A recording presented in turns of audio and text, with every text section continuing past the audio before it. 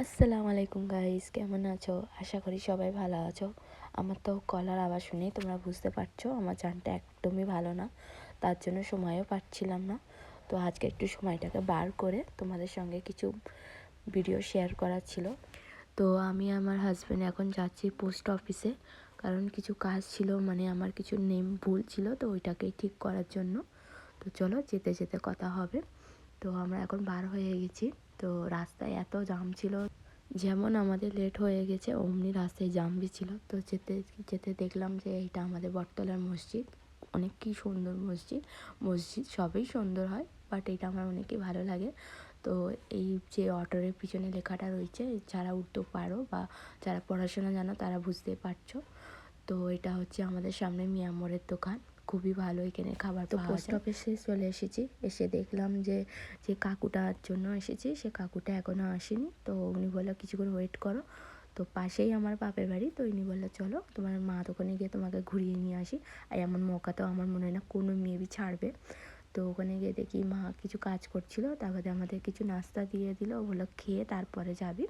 আর এই যে বাচ্চাটাকে দেখা পাচ্ছ, মানে হাতটা দেখা পাচ্ছ, এ হচ্ছে আমার ভাগনা, অনেক কি মিষ্টি।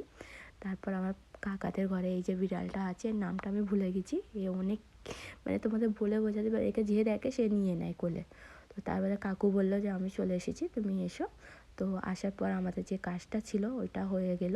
তারপরে এই যে দুটো বাচ্চাকে দেখা পাচ্ছ, এরা এতটাই দুষ্টু বাচ্চা যে বলে বোঝানো যাবে না, বিশেষ করে এই বাচ্চাটা। তো তারপর আমার খিদে পেয়েছে, তো আমি ওনাকে বললাম চলো আমাকে কিছু খাওয়াতে নে চলো। তিনি বলে চলো। তারপরে এসে দেখি যে এখানে কী পাওয়া যাচ্ছে। আমার তো সবই ভালো লাগে, বাট আমি চয়েস করছিলাম, তো আমি যেটা বলছি ইনি তারপর এটা বলছে এটা নেবে, তারপরে আমি যেটা বললাম ইনি দিয়ে দিল। তো আমার খেতে অতটাও ভালো লাগেনি, কিন্তু কেনা হয়েছে, খেতে তো হবে। তারপরে আমি কেমন করে খাবো আমি বুঝতে পারছি না, কারণটাও তোমরা দেখে নাও। কারণ আমার মানে মুখটা পুরোই ঢাকা ছিল, আমি বুঝতেই পারছিলাম না যে আমি কেমন করে খাবো। যাই হোক করে খেয়ে নিয়ে তারপর অনেকটা দেরি হয়ে গিয়েছিল বলে আমি বললাম চলো এবারে বাড়ির উদ্দেশ্যে যাওয়া যাক। তারপরে দুজনে মিলে বার হয়ে গেলাম বাড়ির উদ্দেশ্যে। আর এই যে মোড়টা পড়ছে এখানেই আমার বাপের বাড়ি, রেল লাইন। তো ঘরে গিয়ে তোমাদেরকে একটা মেয়ের সঙ্গে মিট করাচ্ছি, তাকে মানে তোমরা সবাই চেনো, মানে যারা যারা আমার ভিডিও দেখেছো, যারা দেখুনি চটপটকে দেখে নাও। তো এইটা একে তো চেনো, এর কথা বলতে হবে।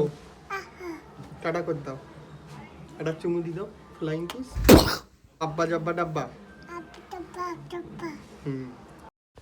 আমরা বসে ভাত খাই, তোমরা চলো আমাদের মিনি ব্লগসের জন্য সাবস্ক্রাইব করো আমাদের চ্যানেলটাকে, আর আরও ভালোবাসা দাও।